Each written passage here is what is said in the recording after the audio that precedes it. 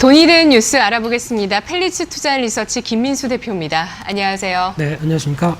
네, 오늘 돈 되는 뉴스 첫 번째는 대한항공의 공시를 통해서도 알아봤었던 내용입니다. 대한항공과 카카오가 새로운 항공 구축 서비스를 위해서 손을 잡았는데요.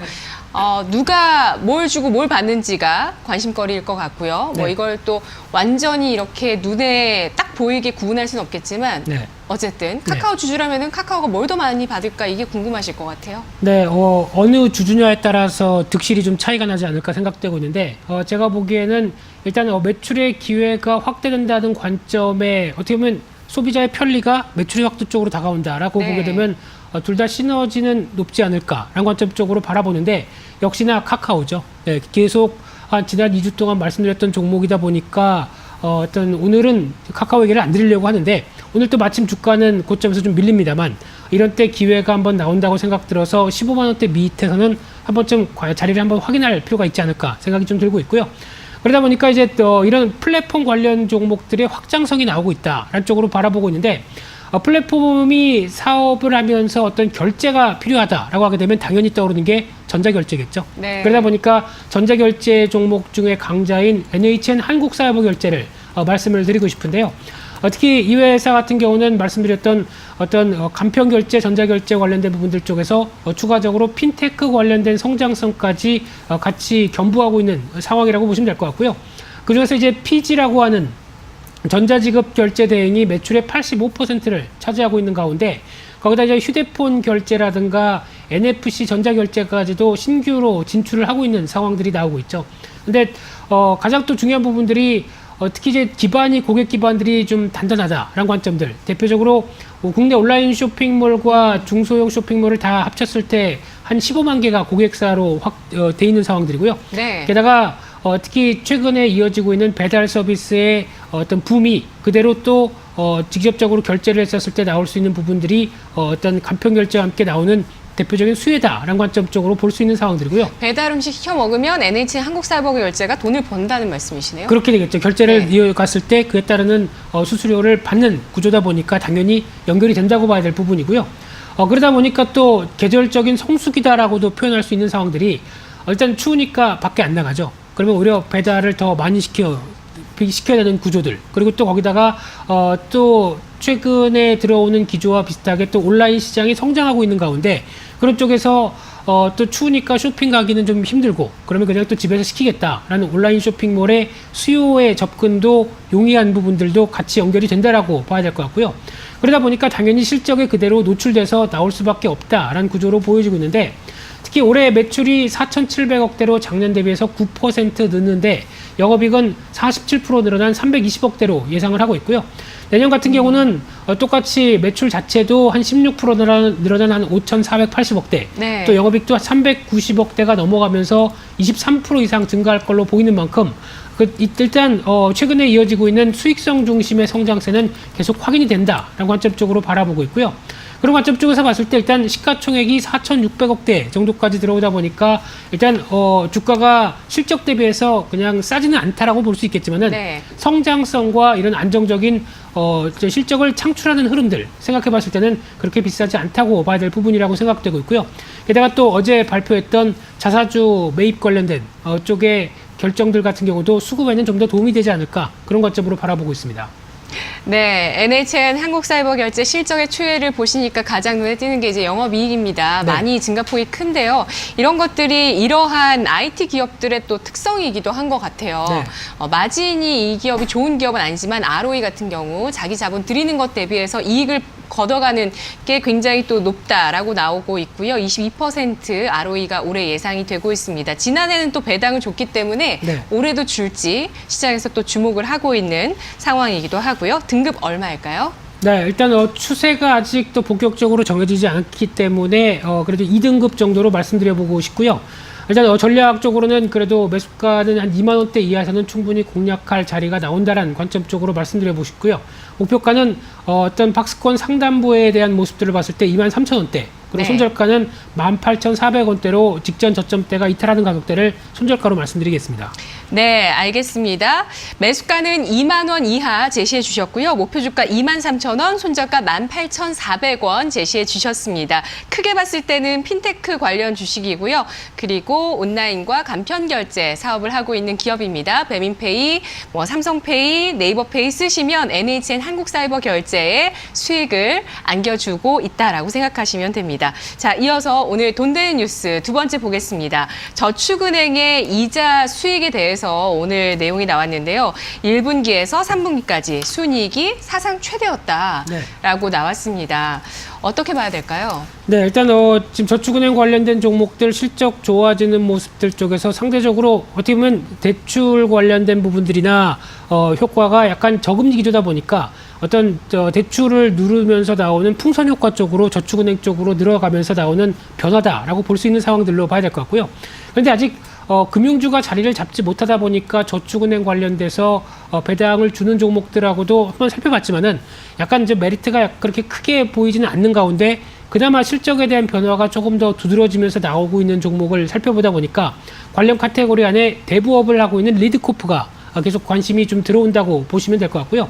그런 관점으로 봤을 때 이 회사는 석유 사업 관련돼서 S-오일의 일반 대리점을 하고 있는 쪽과 함께 네. 소비자 금융이라고 하는 대부업이죠. 거기다가 휴게소 사업까지 이어지는데 그리고 대부업이 54%, 유류 관련된 석유 사업이 42%의 비중을 차지하다 보니까 거의 이 두 양대축에서 실적이 다 나온다라고 보시면 될 것 같은데 네. 근데 유류 관련된 쪽은 아무래도 어떤 대리점 입장이다 보니까 실적에 대한 변화들은 그렇게 크게 가져가지는 않는 상황들인데 실적 관련된 영향력을 보게 되면 아무래도 대부업 쪽이 상당히 크다라고 봐야 될 것 같고요. 하지만 과거 한 2, 3년 전부터 정부가 대부업의 이자율을 24%대로 좀 하향되기 시작하는 모습들이 나오다 보니까 아무래도 이에 따른 여력들이 좀 줄어들었다는 관점과 함께 또 하나 예대 마진도 상대적으로 같은 모습으로 볼 때는 부진한 모습들로 보는 상황들이죠.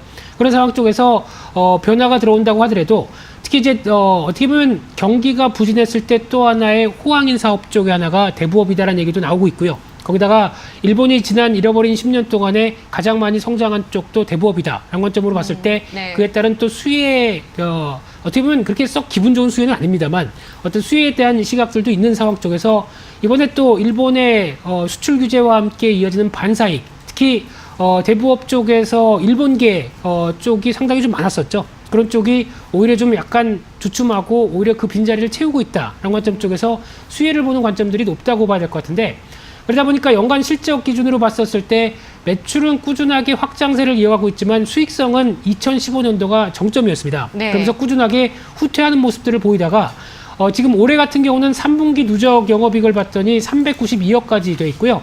작년 한 해가 449억이다 라는 쪽으로 봤을 때 최근에 분기 영업이익이 100억대 이상 쪽으로 돌아오게 되면 올해 같은 경우는 일단 반전의 모습들이 나오는 게 아닐까 그런 관점 쪽에서 봤을 땐 실적에 대한 턴어라운드 기반들이 마련되지 않았을까로 추정하고 있는데 그렇게 봤었을 때 작년 순이익이 320억대라고 보게 되면 시가총액이 2천억대 상당히 저평가라고 봐야 되겠죠. 그런 관점 쪽에서의 주가 움직임을 보게 되면 최근에 주가가 움직이는 게 이를 좀 반영한 게 아닐까라는 관점으로 보여지고 있고요. 특히 이런 실적 동향에 대비해서 주가가 크게 못 갔던 이유 중에 하나가 그동안 지난 8월 달까지 움직였던 동향들이 기존에 갖고 있던 기관 투자가가 지분을 정리하면서 주가가 좀 눌렸다가 이를 회복하는 과정이다라는 관점 쪽에서 조금 더 추세에 대한 변화들은 눈길을 가야 되지 않을까 이렇게 바라보고 있습니다. 네. 턴어라운드 가능성과 또 PER 6배 수준의 가격 메리트 부각되고 있다고 설명해 주셨는데요. 주가 차트가 상당히 또 아름답게 네. 정배열을 그리고 있는데 등급 얼마 주시겠어요? 예, 등급은 일단 아직 어제부로 주가가 약간 고점에서 흔들리다 보니까 조금 더 확인은 필요한 가운데 네. 한 3등급 정도로 보면서 밀렸을 때 그래도 관심을 갖자라는 전략으로 말씀드리고 싶고요. 특히 한 7,500원대 이하 정도에서는 충분히 공략이 가능하지 않을까라는 관점 쪽에서 약간 좀 타이밍을 보시는 전략들이 좋겠다고 말씀드려보고 싶고요. 목표가는 1차로 직전 고점대였던 9,000원대 그리고 네. 손절가는 6,500원대로 대응한 전략에 포커스를 맞추겠습니다. 알겠습니다. 직전 고점에 복귀할 수 있을까요? 9,000원 설정해 주셨고요. 7,500원 이하의 매수 그리고 6,500원 손절가였습니다. 이어서 돈 되는 뉴스 세 번째 뉴스 확인하겠습니다. 세계 3대 화장품 수출 국가를 만들겠다는 정부의 의지, 여러 가지 계획들이 또 발표가 됐습니다. 정부에서 얘기하는 것들, 우리가 주식 투자하시는 분들이라면 이거 잘 키워야 된다는 거 다 공감하실 것 같고요. 어떤 네. 종목을 봐야 될까요? 네, 정부의 의지는 상당히 높지만은 현실은 또 그렇게 녹록지 않은 게 또 네. 화장품 업계라고 봐야 되겠죠. 네, 그런 것 좀 진입 장벽이 낮아요.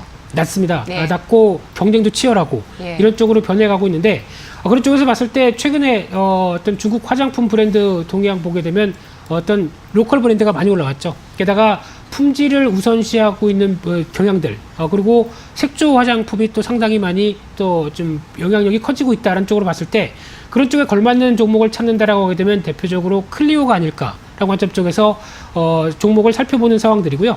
특히 매출 구성을 봤었을 때 가장 눈에 띄는 게 베이스가 기초 화장 쪽이죠. 네, 맞습니다. 네. 제가 잘 모르다 보니까 여쭤봐야 되겠죠.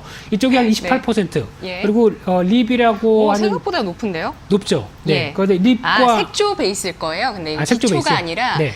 파운데이션 같은 색조 베이스. 색조가 들어간 베이스를 네. 얘기하시는 거죠? 네. 네. 이렇게 공부합니다. 네. 그와 함께 립 관련된 립이? 쪽이 28%, 네. 아이 쪽이 24%. 그러다 보니까 색조 관련된 브랜드로 보게 되면 벌써 한 70% 가까이 차지를 하고 있는 그런 매출 구성으로 볼 수 있을 것 같고요.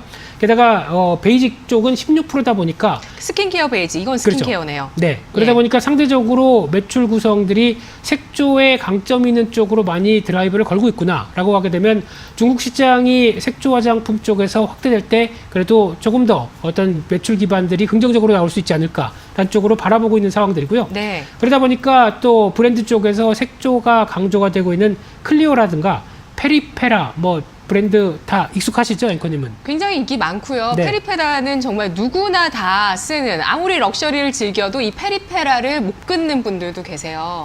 네. 눈이 그 정도로. 반짝반짝하시네요. 그 정도로 네. 많이 좋아하는 브랜드죠. 예. 그리고 네. 또 구달이라는 저도 이쪽은 좀 들어봤는데 이거 써보고 싶었는데 아직 못 써봤습니다. 저는. 네. 써보시고 입소문이 한번 좋아가지고 써보려고요. 리뷰 좀 남겨주시고요. 네. 네, 그 관련돼서 이런 쪽으로 봤었을 때 지금 최근에 나오고 있는 클리오의 흐름을 보게 되면 어떤 실적에 대한 변화를 맞출 만큼 충분한 변화가 나오고 있다는 관점 쪽에서 특히 클리오의 광채 쿠션이라고 또 인기가 있었다고 하더라고요. 그와 함께 또 구달의 청귤 비타C 세럼. 네. 요거 써보려고요. 네, 저는 읽는 수준이다 보니까 네. 못 써봐서 죄송합니다만 그런 관점으로 봤었을 때 일단 실적 관련된 부분들은 아무래도 사드 배치와 관련된 부분들이 영향을 끼쳤겠죠. 그러다 보니까 2016년도 정점 이후에 좀 부진한 모습들을 보였는데 올해 회복세를 보이고 내년 같은 경우 영업이익이 한 250억대까지 가면서 올해 흑자 전환, 내년에는 한 30% 이상 영업이익이 늘어나겠다라는 쪽으로 보여지다 보니까 화장품 업체치고 시가총액이 3,300억이면 그렇게 많이 비싸지 않다라는 관점 쪽에서 인기를 끌고 있는 그런 종목이라고 보여지고 있습니다. 네. 자, 그렇다면 이렇게 실적 개선이 나타나고 있는 추이들을 봤는데요. 등급은 얼마일까요? 네, 화장품 쪽에서는 탑 몇 안 되는 탑 3 안쪽에 저는 개인적으로 보여지고 있어서 2등급 쪽으로 말씀드려보고 싶고요. 매수가는 19,000원대 초반 정도, 목표가는 23,500원대, 손절가는 17,800원대로 대응한 전략에 포커스를 맞추겠습니다. 네, 클리오 색조가 유명한데요. 페리페라까지 그리고 구달이라는 스킨케어 쪽도 현재 아이템들 또 인기가 많습니다. 오늘 2등급 받았습니다. 분석 여기까지입니다. 고맙습니다. 감사합니다.